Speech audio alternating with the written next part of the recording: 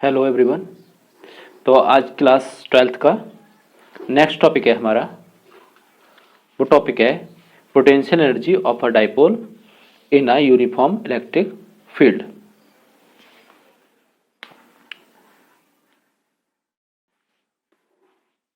ये है potential energy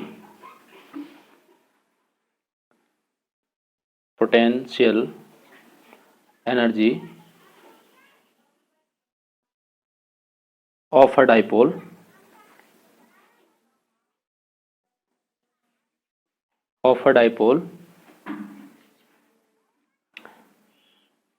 placed in a uniform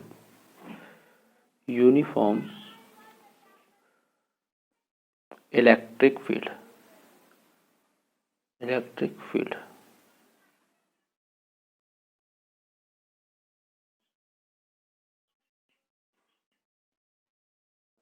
right. तो एक फिगर ड्रॉ करेंगे, एक फिगर बना लेते हैं। ये इलेक्ट्रिक फील्ड, सबसे पहले इलेक्ट्रिक फील्ड बनाएंगे।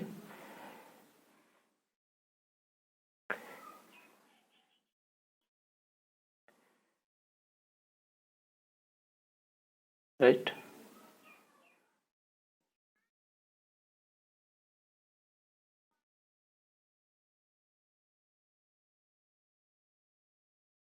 ये इसमें एक डाइपोल प्लेस कर दें।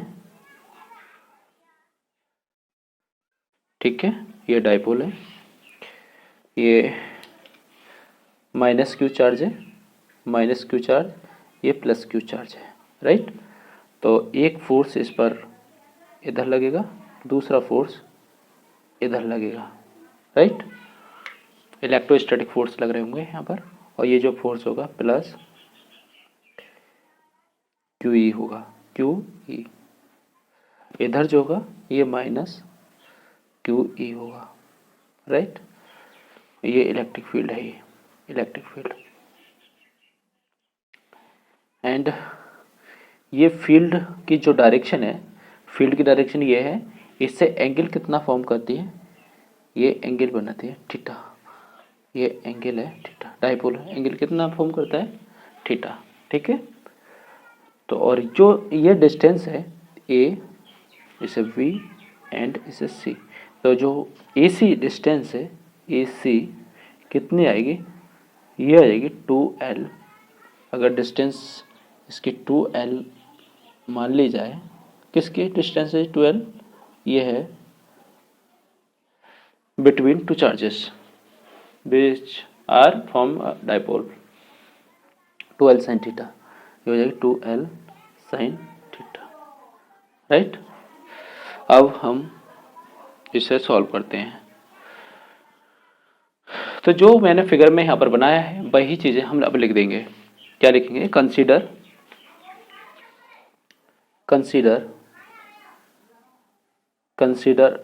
Dipole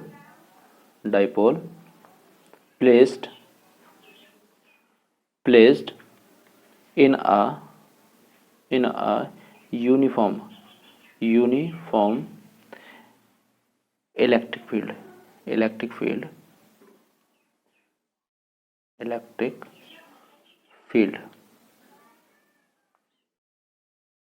E, right, electric field E with its dipole moment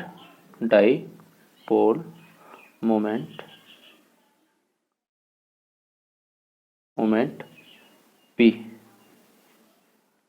making an angle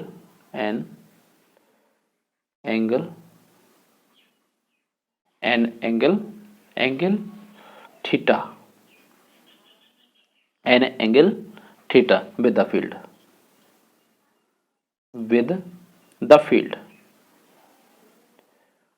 right। ये हमने इतना, और two equal and opposite forces ये एक्सर्टेड है, इक्वल है लेकिन अपोजिट है। ठीक है, तो ये चीज भी हम यहाँ पे लिख देंगे। Two equal and opposite two equal and opposite forces वो क्या फोर्सेस हैं, Q E plus and minus Q E, right. Act on it's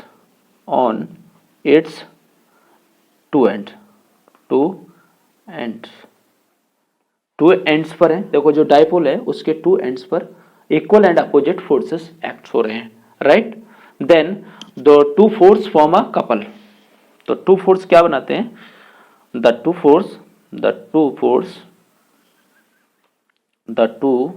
forces form a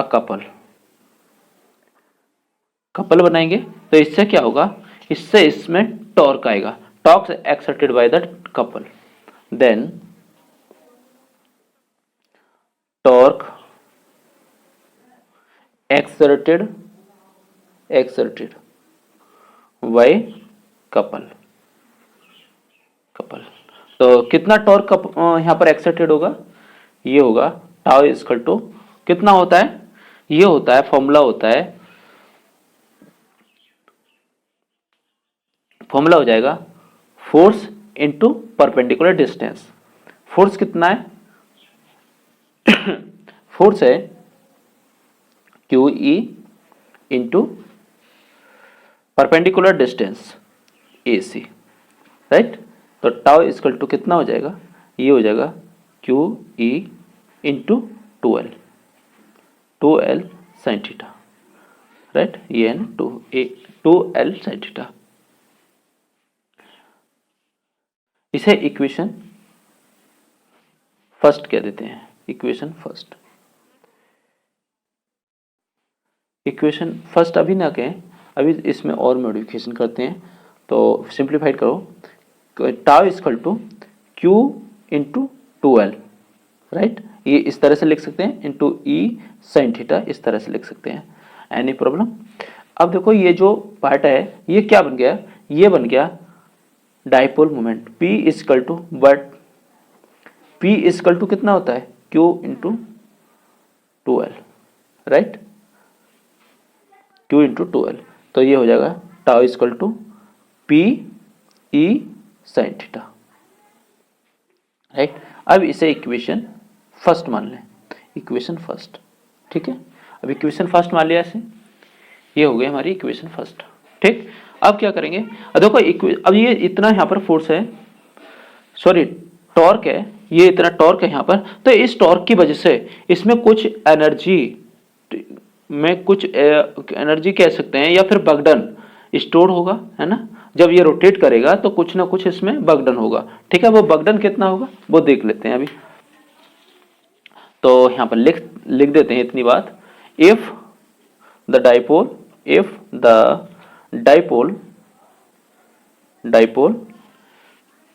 is rotated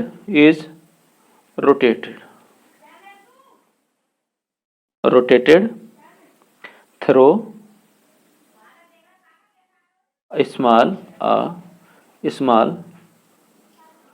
angle d theta against the torque acting on it, right. Then the small work done, small work done कितना होगा, small work done जो होगा वो होगा D W equal to tau into D theta, right. अब from equation first में जो tau की वैल्यू है वो पुट कर दो। टाउ की वैल्यू कितनी है, पी ई साइन थीटा, ठीक है, और D theta as it is, right. तो ये हो जाएगा हमारा डी डब्ल्यू का वैल्यू। अब ये इक्वेशन 2 हम यहाँ पर कह सकते हैं, राइट। अब टोटल वर्क डन निकालना है, क्या निकाल देना है, the total work done, the total work done, the total work done in rotating the dipole from its orientation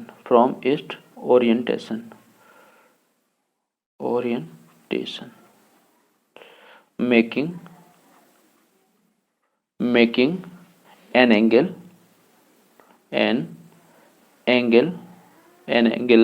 theta with the direction of the field, with the direction of the field to theta 2, ठीक है, कह सकते हैं। अब यहाँ पर क्या निकालना है हमें, जो एंगल है थीटा 1 से थीटा 2 तक निकाल देना है वर्क डन। तो ये हो जाएगा W equal to integration of D W from equation 2। जब इक्वेशन 2 में आएंगे तो W इक्वल टू कितना हो जाएगा, इंटीग्रेशन ऑफ डी डब्ल्यू की वैल्यू यहाँ पर पुट कर देंगे, P E sine theta D theta, ठीक है, with limit theta 1 to theta 2, राइट। इसको इंटीग्रेट करेंगे, सिंप्लीफाइड करेंगे तो W इक्वल टू कितना हो जाएगा, पी ई ऐसे रहेगा, बाहर आ गया, इंटीग्रेट हो जाएगा इस पार्ट का साइन थीटा डी थीटा, ठीक है। तो साइन थीटा का होता है integration minus cos theta, right, minus cos theta. अब lower limit to upper limit, right, limit apply करेंगे तो कितना आएगा, जब लिमिट अप्लाई करेंगे तो ये आएगा P E minus cos theta 2 minus आएगा फॉर्मूले का, और माइनस पहले से ही minus plus cos theta 1, right. तो इसे अगर और सिंप्लीफाई करें तो ये आ जाएगा P E cos theta 1 minus cos theta 2, right. ये किसकी वैल्यू आई है, ये वैल्यू आई है work done, total work done, ठीक है, टोटल वर्क डन की वैल्यू आई है। तो इसे क्या बोल सकते हैं कि जो टोटल वर्क डन होता है, this work done is stored as the potential energy of the dipole, ठीक है। तो यहाँ पर कह सकते हैं which is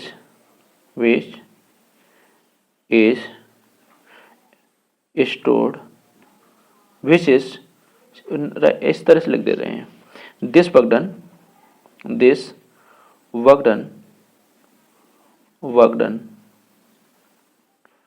is stored as the potential energy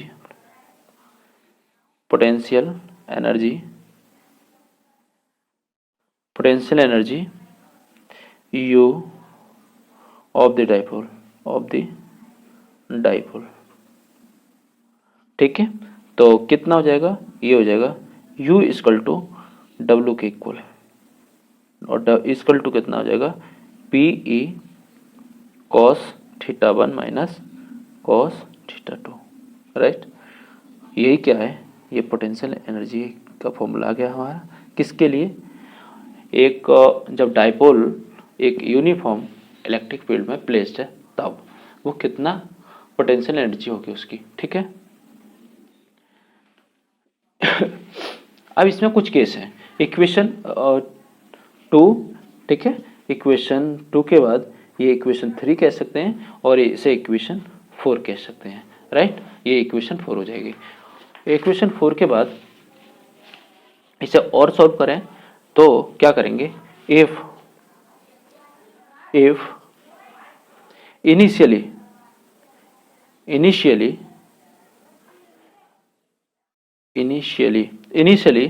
the dipole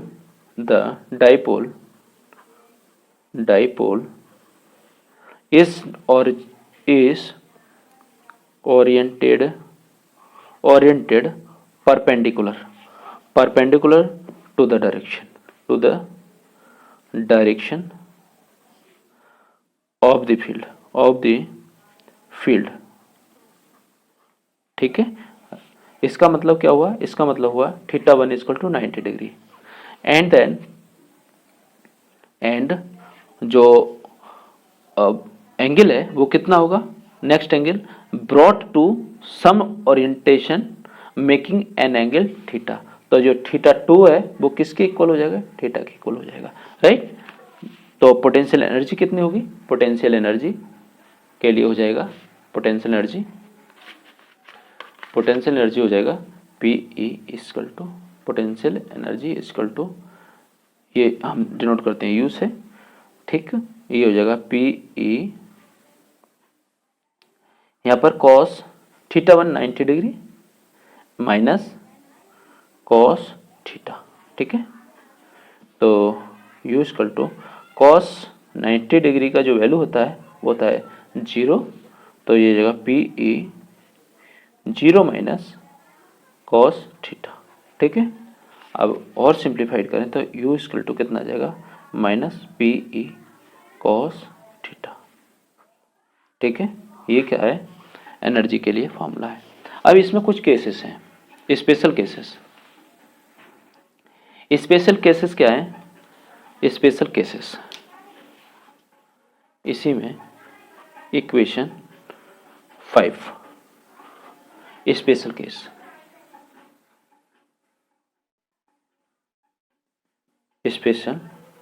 cases.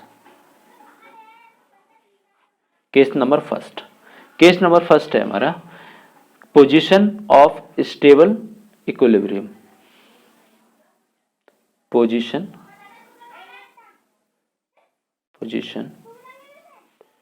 Of stable equilibrium,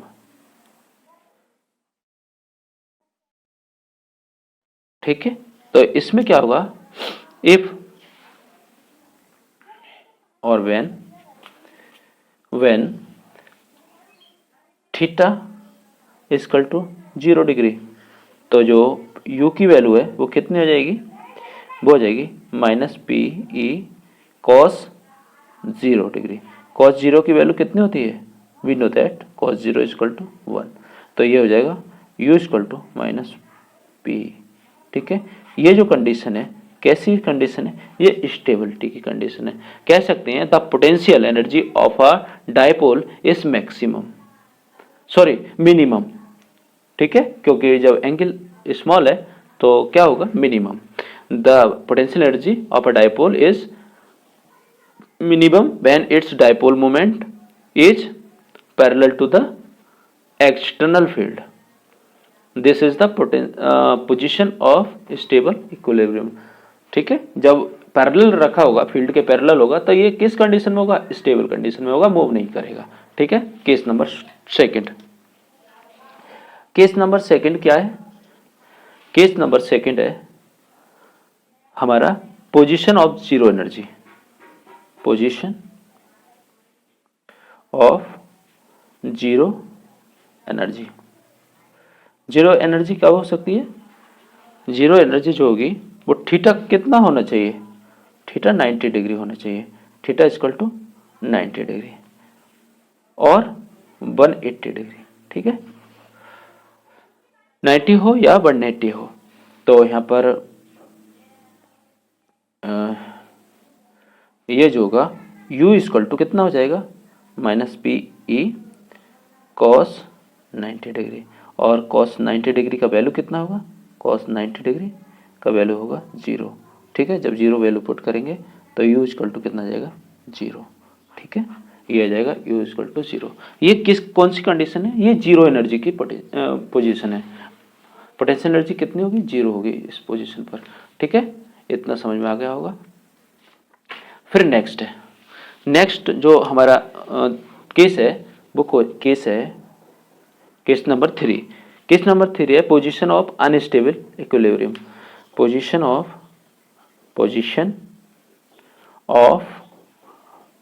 unstable equilibrium.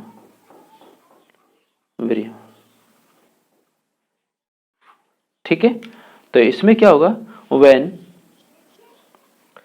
When theta equal to 180 degree.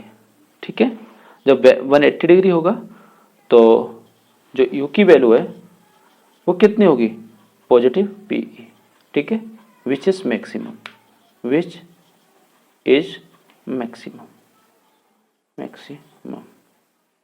Right. जब maximum value होगी तो इसका मतलब है कि ये जो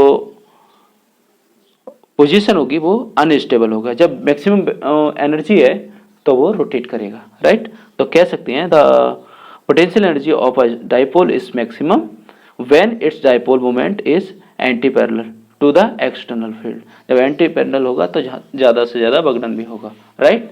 आई होप इतना समझ में आया होगा। अगर वीडियो अच्छी लगे, समझ में आई हो और जो टॉपिक मैंने पढ़ाया है समझ में आया हो तो इसे लाइक, शेयर एंड कमेंट कीजिए और बताइए कि कौन सा पोर्शन समझ में आया, कौन सा नहीं आया। Thank you so much.